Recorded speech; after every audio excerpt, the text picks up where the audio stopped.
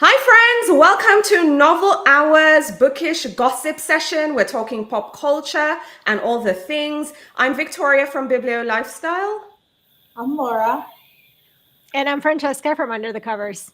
So we are three friends. We go live every Thursday. You can also catch us this Thursday at 12 noon Eastern time for our regular live show. But we're doing it every other Monday gossip sesh where we're just going to catch up on everything new in the bookish community, in pop culture, and just, in general at large. We want this to be a light, fun, frothy conversation, but we might get into it a little bit. So if you have opinions, we'd love to hear from you. Please share them in the comments if you're watching live. If you're watching the replay, we'd love to hear from you as well. So replay crew, share your opinions in the comments as well. And also, if you have a topic you want us to cover, we would love to hear from you too.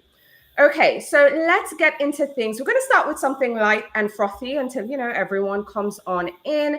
One big news headline this week is the fact that bookshop.org is now selling ebooks. So just in case you're not familiar, bookshop.org is an online marketplace. They sell books, and essentially every time you make a purchase, a percentage of that goes towards supporting indie bookstores.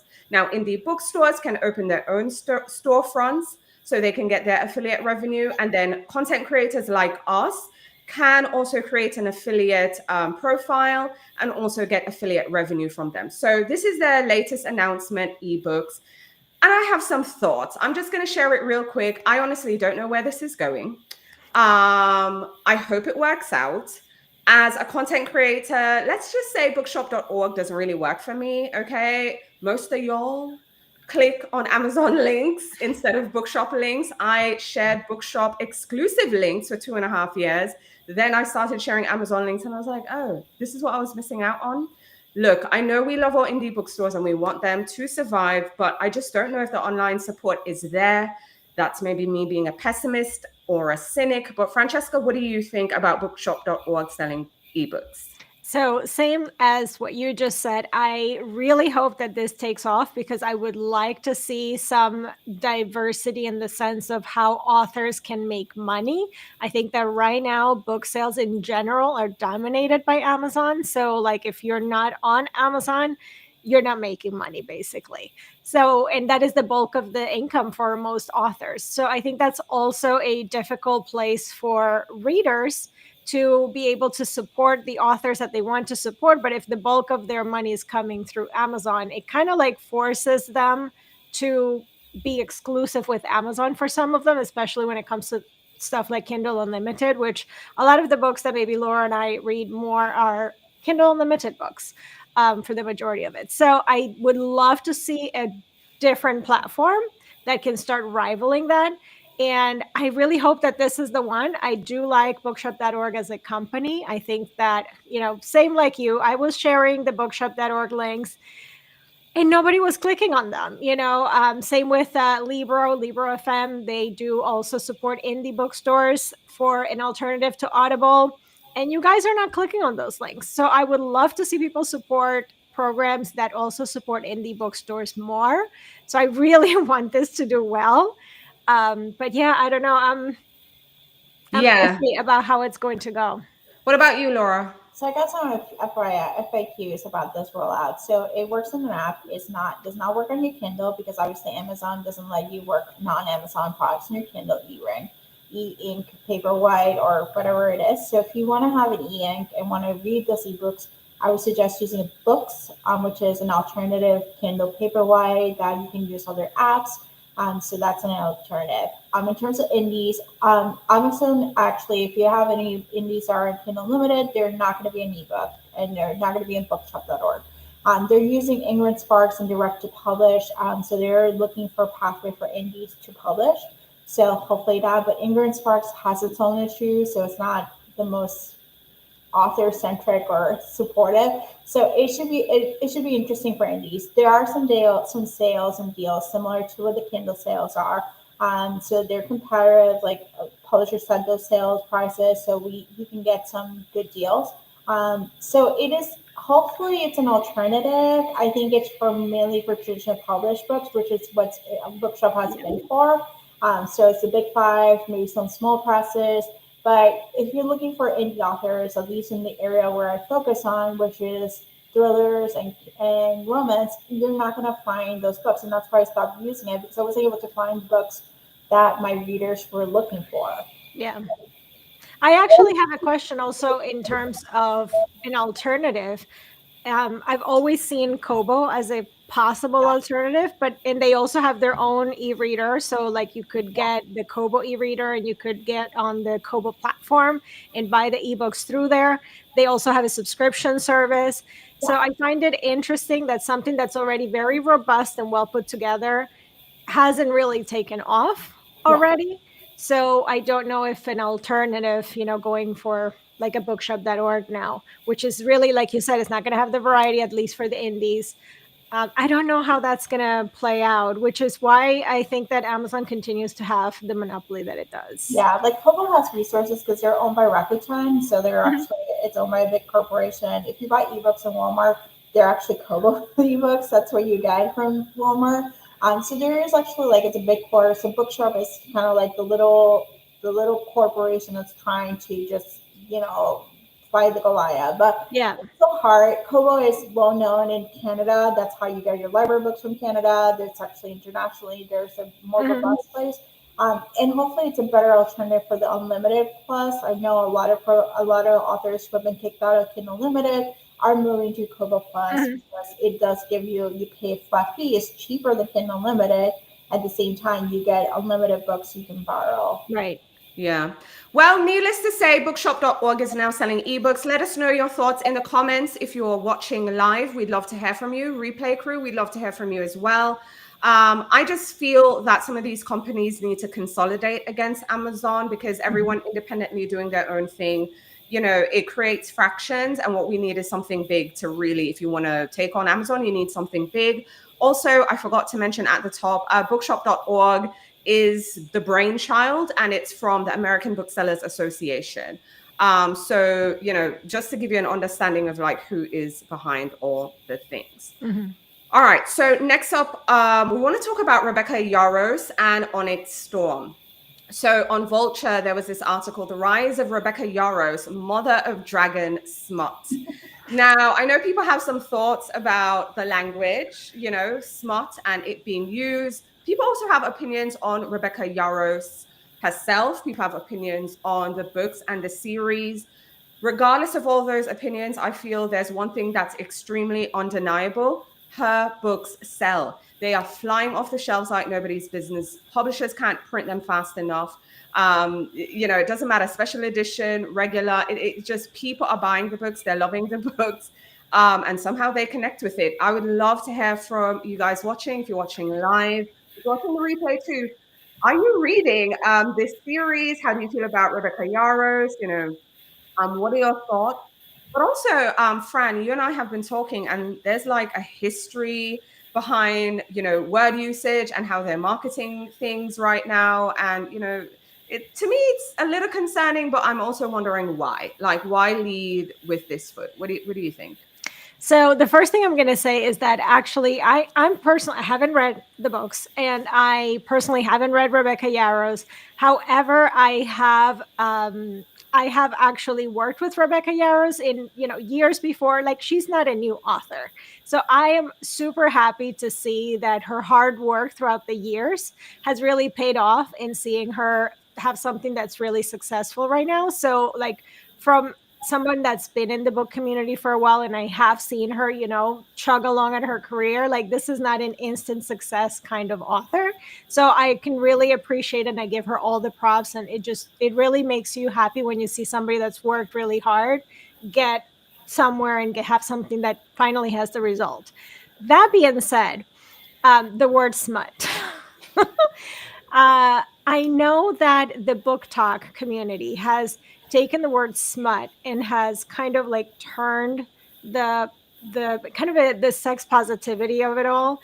But the problem that I see with it, from someone that's been around for a really long time and has seen the the dissing on the genre itself of romance as a whole, people have fought really hard to get recognition and get kind of see the genre seriously for what it is, that is not just about the sex scenes, whether they have a lot of sex scenes or not. And there is a whole subgenre of romance that is fully like it's packed with the sex scenes. You know, you can go for erotica or erotic romance, and that's, you know, that's where you go for that. But to just generalize a whole genre that may just have like, I have no idea how many sex scenes are in these books, but I don't think it's a Not lot, a lot. because Not a that's not how Rebecca Yarros writes. So to see especially such a large publication reducing a book that probably is has a lot of world building and all of this other stuff, like they would never reduce a book by, I don't know, like a Game of Thrones types book, and reduce it to the sex scenes, but they do that with romance by just throwing that word in there. So I think it takes away from the merits of the author and what they're writing and the work that they're putting into it by just calling it dragon smut.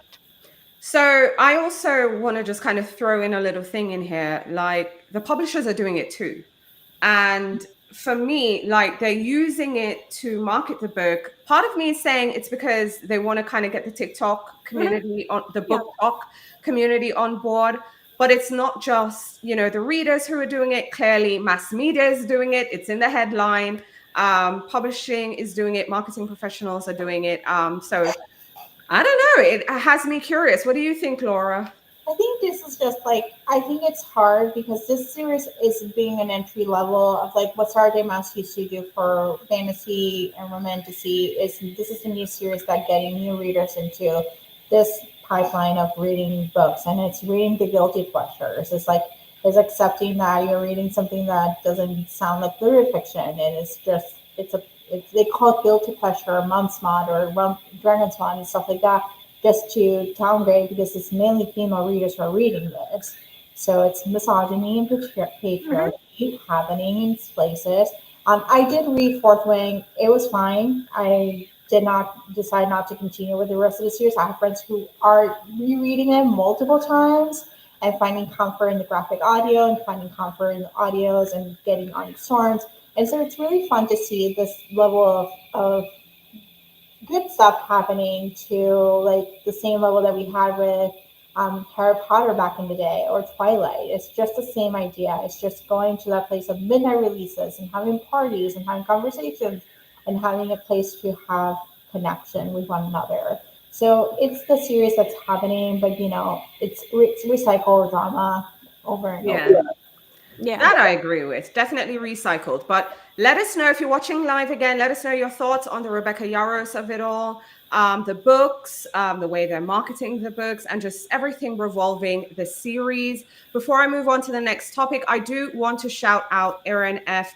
Erin mentions, I do love my Kobo, and also followed up with totally agree about consolidation. I'm not an unlimited person, but I do see a lot on Kobo's similar program. So yeah, I'm of the same view. Listen, it's all holly and jolly to have an idea and want to do something and, you know, use the existing platform. But I think it's also worthy to reach out and, you know, kind of collaborate with other businesses, because one business isn't going to take down Amazon. It's gotten too big, over too long. I mean, Amazon's been around like a hot minute. Something new isn't going to take down a company who's been in existence. Hold on, let me do the math. It would be like getting close to 30 years. No? Yeah. Like, And they really were the ones that drove the ebook industry and were the birth of self-publishing for indie authors. So like it's hard to compete. So really, if anything is going to compete, it has to be a group effort. it has to So be that it's like a one thing, and you got to think of how are people going to be reading it. Like it's got to be something where it's easy, there's a device and everything connects and everything works. So yeah, there's a lot of logistics. And Yeah, I see if there was one competitor will be Kobo, it has Walmart money. Right. You know, it's another big corporation. It has Rakuten money. It has and it's known internationally. So it's basically getting the American market. And I think that's the hardest part, is getting the American market to buy into this, change the way you do things, you know? Yeah. And you also have to make it easy. So if you're just joining us, welcome. This is our bookish lunchtime chat. Welcome to Novel Hour. This is our gossip session. We go live every other Monday just to talk about all things in the bookish community, news, gossip, pop culture, and all the things. Again, if you're just joining us, we're talking about bookshop.org now selling ebooks. Catch the replay if you're just joining us, but we talked about that. We also talked about Rebecca Yarros and just how her books are really taking the publishing world by storm, readers by storm, and just the response, both from a media perspective, using the word smut, and publishers and marketing and all the above. So we're going to get into some book to screen adaptations. This is something that I personally saw, and it's the announcement of the cast for Tony Adeyemi's Children of Blood and Bone. These are just some of the folks, okay, on the cast. Now I'm blanking on their names, but we have like Idris Elba, what's my girl's name, who just did Wicked, Viola Davis, to me, just some amazing people. I'm really excited for the cast. However, people had opinions about the main character not looking like how the main character is described in the book. I'm not going to prolong this too long. I'm just going to say I'm just glad to see a whole bunch of Black people being cast for the film. She also mentioned that she's also going to get even more Nigerian folks involved as well. So I think it's really exciting. And I think as a person who has been a bookish purist for a long time, I'm recently getting into adaptations. One of the things with watching adaptations is recognizing that what is in the book won't necessarily match up with what we see on screen. So if the storyline is also kind of changing, I think we also need to be a bit open-minded about the actors and actresses and just folks playing these roles. I was really bothered the fact that she wasn't the right skin tone, like she isn't the right shade of Black. People ain't saying she's not Black, but they're just saying she's not the right shade. And that really bothered me. I know it's something within the Black community, we have to work through ourselves, not discounting everybody else having an opinion. But needless to say, I'm happy with the cast. I am okay. And I'd love to hear y'all's opinions on it as well. If you're excited for it, if you've read the book and the series, or if you're going to get into it before the production is made, yeah, I'd love to hear from you guys. But did y'all see this online? I know this was a me thing. You saw it online, Laura? Yeah, I saw it online, and everyone's gonna have an opinion, just like you had an opinion about Little Mermaids. Oh, that's a good one. I forgot about the Little Mermaid. Yes. Everyone has an opinion about casting, and especially in this political undertone where people are coming out of the woodwork, coming out fully themselves. So wild. People are wild. But I think in general, also people that are readers have very strong opinions about book adaptations and what characters are supposed to look like in their mind anyway. Mm-hmm. So like you're dealing with both of those things in one, which is really difficult. Yeah, it's really. I never read the book, so I have like no opinion. No, I get it. And look, fun fact, y'all, I love Rebecca. I believe all roads lead back to Rebecca by Daphne du Maurier. I have never watched an adaptation. And I was actually chatting to someone in the comments on social, and I'm like, I'm challenging myself. One, I want to reread it again. Yes, I'm that person. But I also want to actually watch the adaptation. I know in my brain, I am, what's the word? I have the characters in my head too, which is why I've been fearful. It's going back to me being, a once upon a time purist. And I didn't want to ruin that because Rebecca has been in my head for years. Okay. It's coming up on a 30-year relationship we've been having. So I don't want to ruin it. So I understand that, but I also understand the reactions. Also want to shout out Erin. Thank you for, chatting with us in the comments. Erin says, so excited about Adeyemi's movie. I am too. I am so excited. It's going to be a good old time. It really is. And everyone's going to have an opinion. Okay, they're going to have an opinion. Erin also had a question, so I want us to address it. I think this is probably Laura's wheelhouse. And Fran, I would love to know your favorite sources for finding out about good indie books. without relying upon Amazon's marketing? So there's a couple places I would suggest. Looking at influencers, Book Talk is a good place to look for, but just look out for what they're recommending beyond the big titles. So it's a lot of it, like they'll say the Twisted series or they'll say the stuff, but they'll be like books like similar, and a lot of times they'll share those influencers. Influencers do help with the marketing. Facebook, it's surprisingly, if you join different Facebook groups based on your favorite niche and favorite trope, they're actually plenty of Facebook groups, and you can ask for recommendations. Like if you like cheating, if you like mafia, I've discovered like little known authors, like debut authors, friends, like connect with people that actually have similar reading tastes.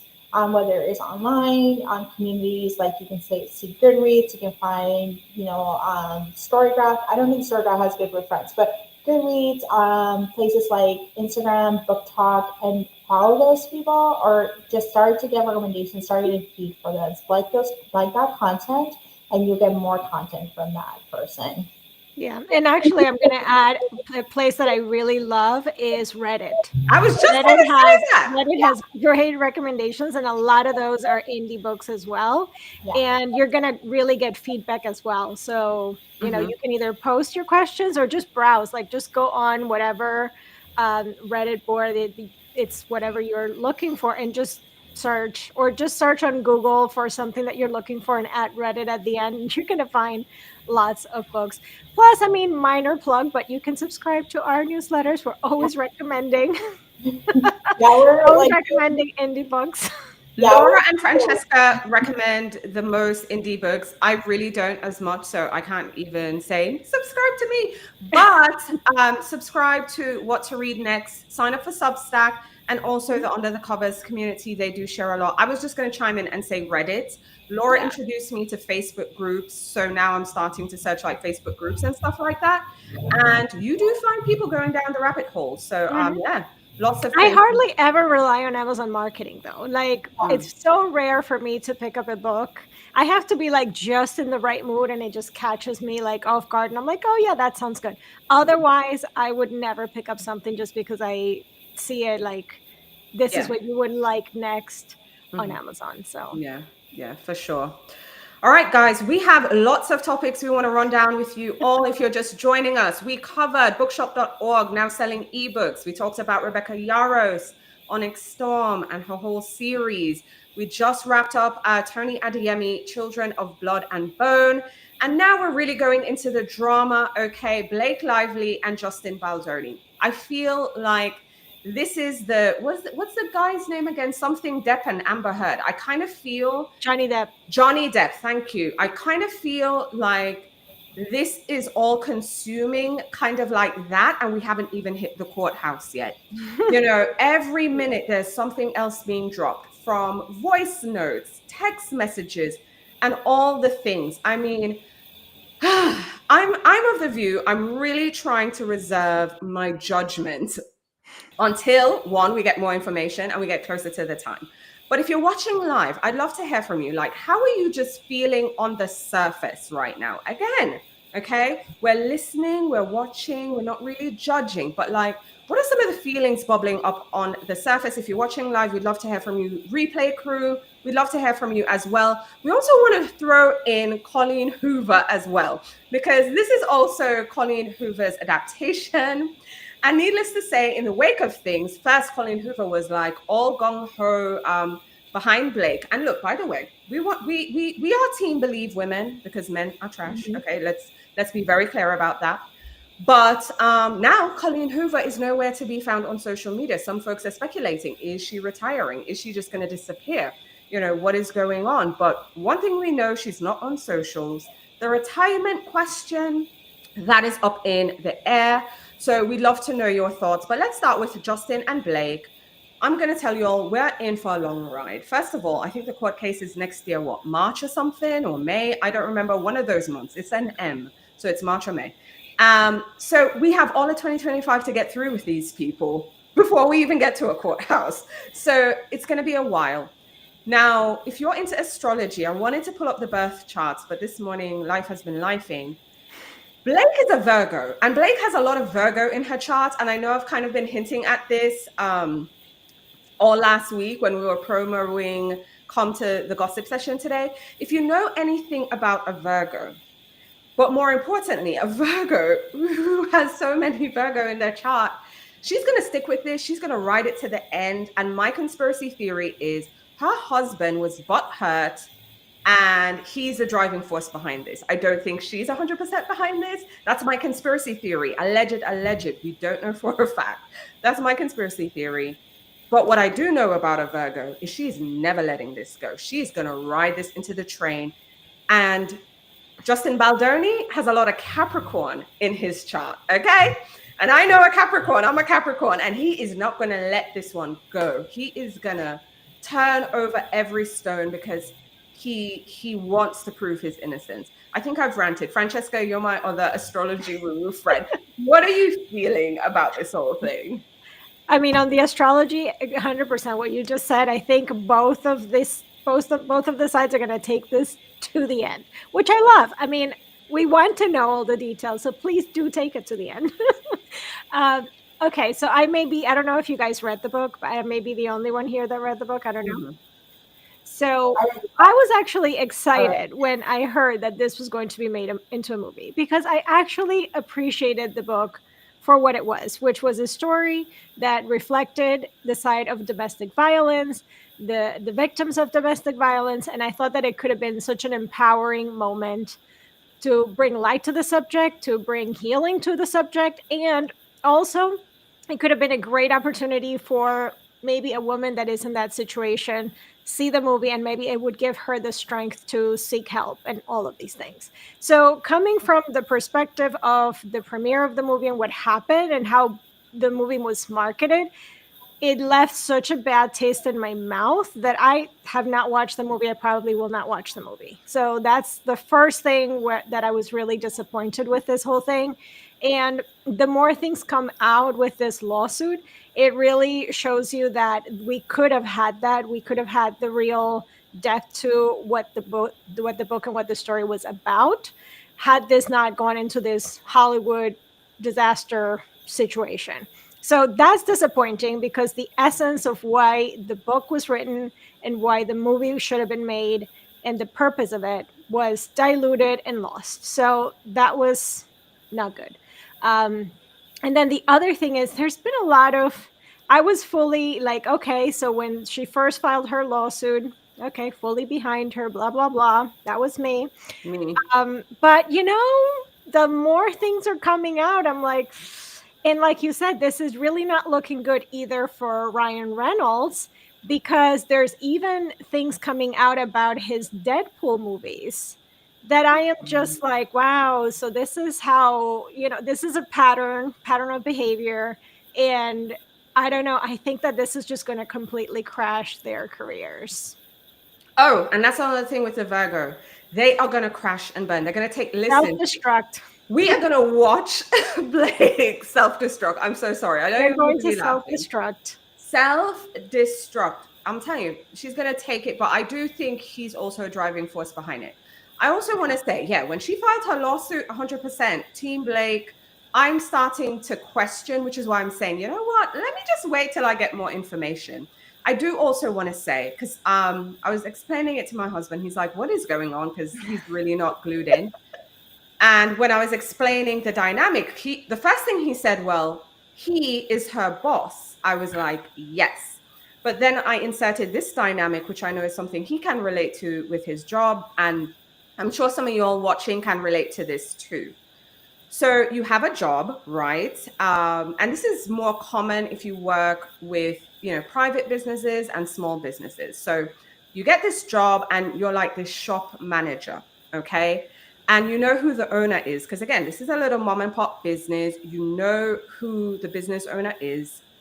And then one day, the business owner's son comes to work for the business, or daughter. Let me use proper genders.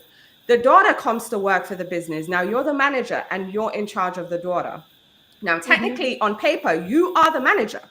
However, you are very full aware this is your boss's daughter. Yeah. So even though she is an employee, right? And technically you're the manager, which means, the power imbalance, like he's the boss. But because she's a daughter, that power imbalance is off because of that relationship. I use that analogy to explain. I was explaining to my husband that Blake Lively, yes, Justin Baldoni is the boss, and Blake Lively is an employee. Make no mistake about that.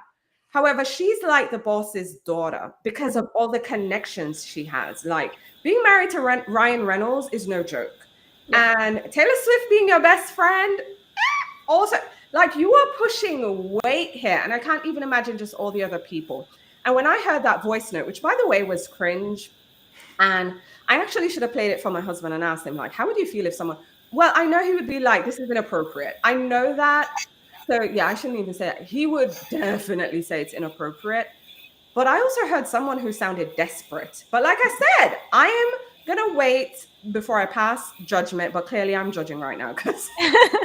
But then also after the voice note, he sent a long ass message to Ryan himself. Yes. And then that also was a little bit like, you could tell that this is somebody that really needed the big celebrities to stay on board and stay everything like he was really trying to keep everything calm and fine and make sure that everything goes well with the project.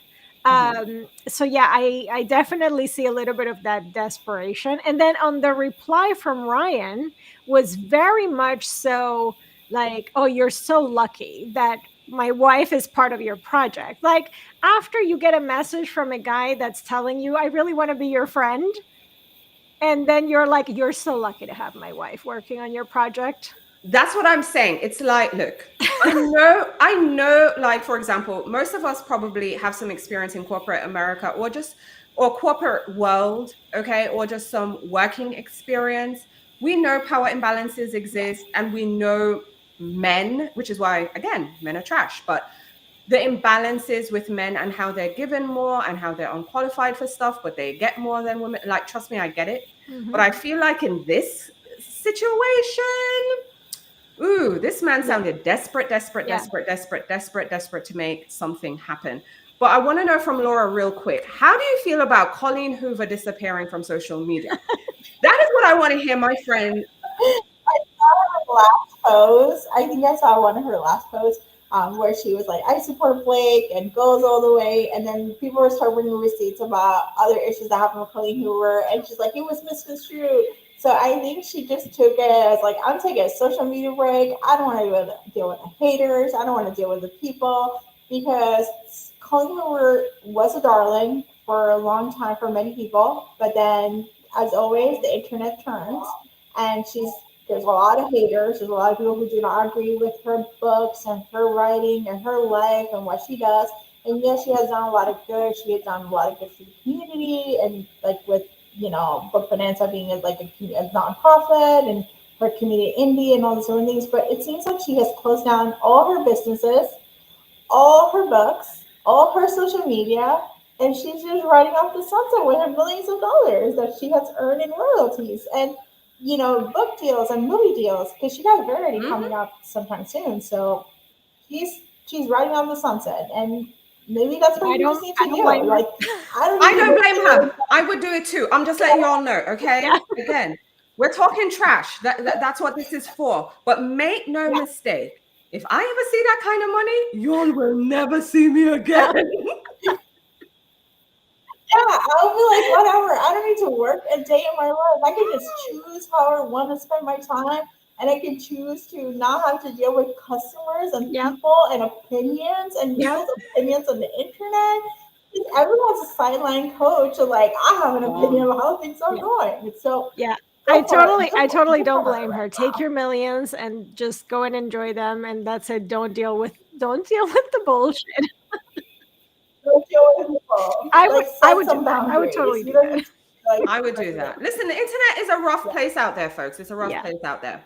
But let us know your thoughts about the Colleen Hoover of it all, the Blake Lively, Justin Baldoni. Listen, if you want to blame Ryan Reynolds, jump on that bandwagon. I feel like that one will never fail. If you don't want to take a side right now because it's early, like with Blake and Justin, trust me, I get it. But Ryan Reynolds is a very appropriate punching bag. But also Yeah. let us know your thoughts on the Colleen Hoover of it all. Also, do you think she's going to retire? Like, is this it for her? Let us know your thoughts in the comments. Replay crew, we'd love to hear from you as well.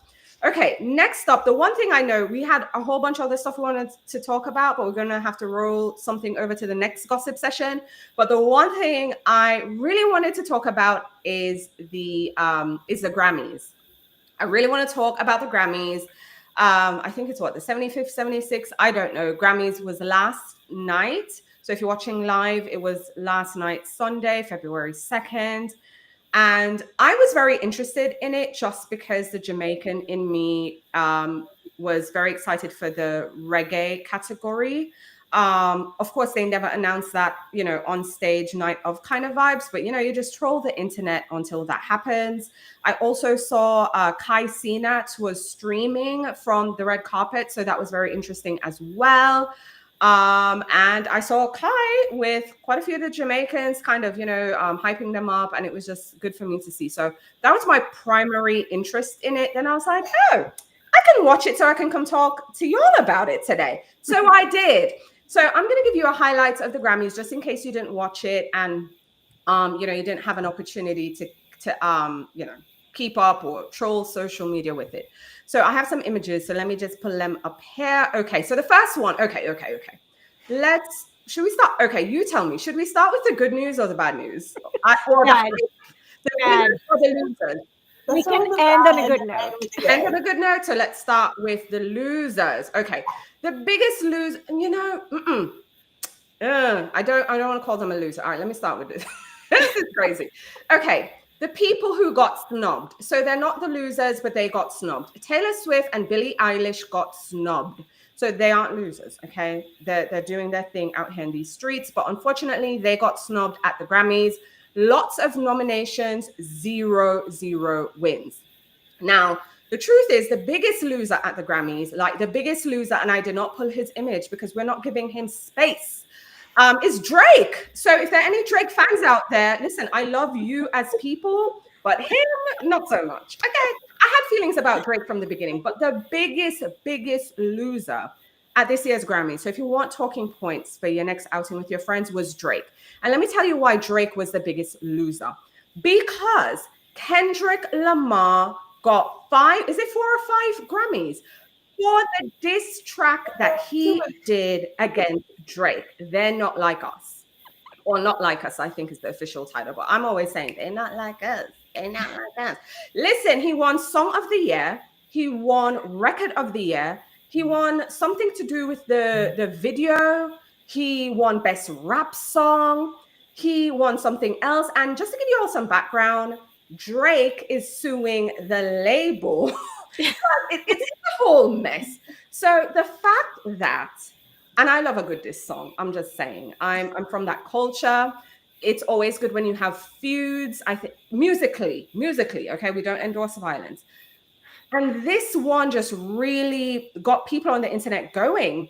So the beat is very catchy. The production was great. And the Grammys clearly loved it.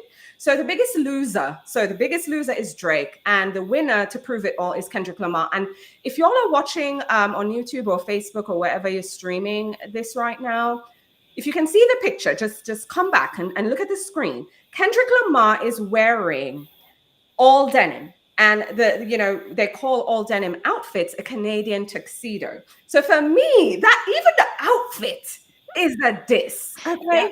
Even the outfit is a diss. Did you all know about the Drake and Kendrick thing? Because I know the Grammys thing is my talking segment. I can't wait for Drake to sue all 14,000 members for recording. And just say defamation. You did wrong. I love it. Can't wait. Also, another one. Yes, let him take it to court. And you know what? To look at his astrology. Good point. I did not do that, but that's a good call. And I know he's feeling some type of way because everyone, and I mean everyone in the Grammys was singing, even Beyonce. Okay. A minor, everyone's that. It was funny. So, okay. So that's kind of the negative, but the positive, because, Kendrick deserved that. It really was a really great song It was good. It was good, even though it's a diss track. Real good. Okay, on a lighter note, more positive. Chapel Roan gave us an amazing performance. What's the song called? Pink Pony Club. Mm-hmm. Brilliant. I mean, when I saw that pink pony on the stage, I was just like, okay, sis, come through, come through. Love Chapel Roan. That was amazing. Sabrina Carpenter kind of gave us pinup girl kind of vibe. Sabrina Carpenter also had a great a great night at the Grammys. I forgot to mention Chapel Roan. Let me just put her back up there. Got Best New Artist. I forgot to mention that.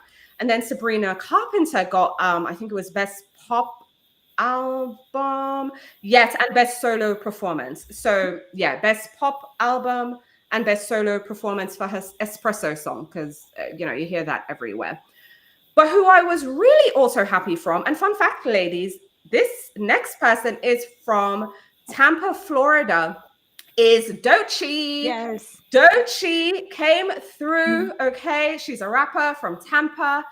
And honestly, I think she's one of them very promising MCs. And she's the third female to win Best Rap Album. What I loved about it, and I'm even getting chills, is that the award was presented by Cardi B, the only other woman to have won it within this recent, couple of years. So Cardi B, which by the way, Cardi B is such a presence. I mean, she came out, with all this stuff. How you doing?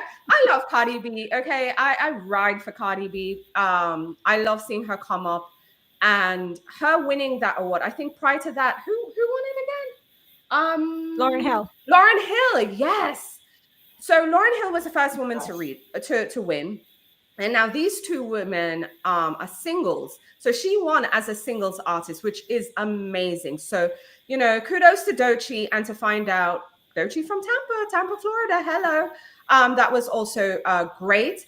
Also worthy to mention Beyoncé, finally, after how many years now? 15, 16, how many years? Beyonce finally.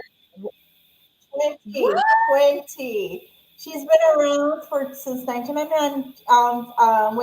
2003 when she released her single "Crazy in Love." Because I remember I graduated. I love that Crazy in Love album. Okay, and she had some Jamaicans on it too. So here we go.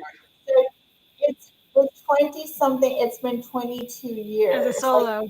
As a solo artist, 25 years since. Okay, I didn't realize the gravity. I love my Beyonce award.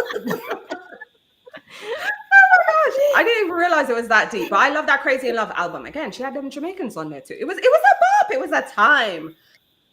Yeah. Anyways, Beyonce finally won Album of the Year for Cowboy Carter. Now, it's kind of like a bittersweet moment, because I know a lot of people are saying, one, did it have to take a country album to get there? Like, what about all her other pop songs, R&B, everything, whatever. But anyways, look, she won it. We're going to take it.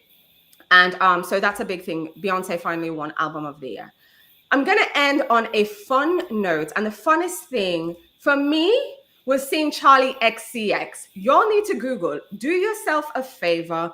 Google Charlie XCX Grammy 2025 performance. Sis had a whole rave on the stage. It was, I was getting a little British Invasion vibes at the Grammy. Probably living for it. But in this one, she just went all out. I'm going to say Charlie XCX went full brat, because everybody I felt kind of was brought to attention with her with the whole brat summer and whatever. This performance, I mean, I've seen some things, but this one was wild. So if you're looking for a wild kind of, take you out of, your comfort zone and space and whatever, Google Charlie XCX performance. I think those are some of the highlights. And I'm just going to put back up there real quick to close us out. Kendrick Lamar winning all these Grammys for the diss track, and him wearing all denim Canadian tuxedo. Okay, take that in, people. Take that in. I'm telling you, Drake was the biggest loser at the Grammys, 100%. Sorry, Drake. I don't know how he's gonna handle that now. He's not handling that well. I don't think so. I mean, how would you feel? The song that was really dissing you and saying all kinds of stuff. I mean, The song was wild. If y'all don't know the song, go Google the lyrics. Okay, it is some allegations are up in there, all kinds of things. Oof, he called him some names. Okay, the colonizer one took me out though. I'm not gonna lie. When he called him that, I was like, wow, savage. And then the Grammys are clearly saying this is iconic and gave him all these Grammys. And everyone in the Grammy audience vibing, even your girl Beyonce saying, yeah, Drake, someone needs to check on Drake. Okay. If you're a Drake fan or a friend of Drake, check in on Drake. He cannot be doing good today. But yeah, so that's it for the Grammys. Let me know in the comments, how do you feel? Your thoughts on the Grammys. Did you watch the Grammys? Did you know any of these highlights? Let us know your feelings. Look, if you're Team Drake, okay, read me. It's okay. It's okay. You know, Drake fans, y'all can come out. Come out. Don't feel like you have to agree with me. Definitely not. But yeah, so those are the Grammy highlights. Outside of that, I just want to invite you all to join us this Thursday at Novel Hour. We are going live this Thursday at 12 noon. Okay, so if you're subscribed, you'll get the notification bell. We will be sharing, what do you call this thing? Books for Valentine's Day, romance stories for Valentine's Day, epic romance stories. If you're not in the Valentine's mood, that is fine. Next week, we're going to be sharing best friendship stories. So if you've been watching us for some time, you know we used to go live later. Now we're going live every Thursday, 12 noon Eastern time. We really hope to see you there. And we have some great recommendations to share with you. We also have some other stuff coming up as well. If you subscribe to my Substack, bibliolifestyle.substack.com, this week I'm sharing my February cozy guide. I'm sharing some romance books. I'm sharing some Galentine's Day ideas. You're going to get some pairings, playlist pairings, snack pairings, vibe check, discussion questions for some really fun romance books. Also, if you want to read, something for Black History Month and you want to focus on an author, a Black author, the list will also have you covered. So you can get your Black History Month reading done, but also something light and fun and frothy and just joy-filled.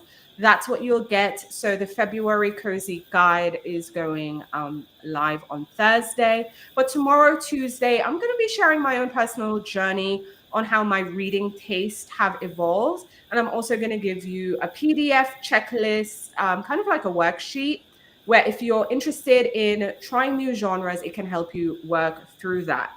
Fran, what do you have coming up on Under the Covers? So actually this week we're announcing our Winter Market Square event, which is the seasonal event for Romanceopoly. The event itself is going to be happening at the end of the month. It starts February 24th, but you'll actually be getting the prompts for the event, so you can start setting your TBRs and all of that this week. And I'm also going to have over on Substack recommendations for the prompts that are for the Winter Market Square event. So all of that is going to be on YouTube. You'll find the announcement, so you'll be able to see what the prompts are and all of the details on how to participate. And also on Substack, you'll get all of the printables for it, or the guidebook, the cards, and all of that, as well as recommendations. So all of that is coming this week. Amazing. What's up with you, Laura? What's new? Something with a murder kind of weird stuff in doing thrillers. So there will be anticipated new thrillers. I just released a list of thrillers available in Hoopla as well as in Unlimited. So you can get them for free if you're in any of the memberships. So more thriller mystery content this week, but then we'll get back to romance next week. So we're gonna mash it up. Yes, we love a good mashup. Yes, we do. So lots of exciting content from all of us. Again, if you subscribe to one Substack, you'll find us all as well. And if you're just joining us, you missed a gossip session. You're going to have to be a part of the replay crew. We talked about bookshop.org selling ebooks, Rebecca Yarros Onyx Storm, and just all her books, and the online reaction, Tony Adeyemi's Children of Blood and Bone cast. of course, the Blake Lively and the Justin Baldoni and Colleen Hoover. I mean, is she gone or what? I will always take an opportunity to share Kendrick Lamar, okay, winning all those Grammys, so that diss track.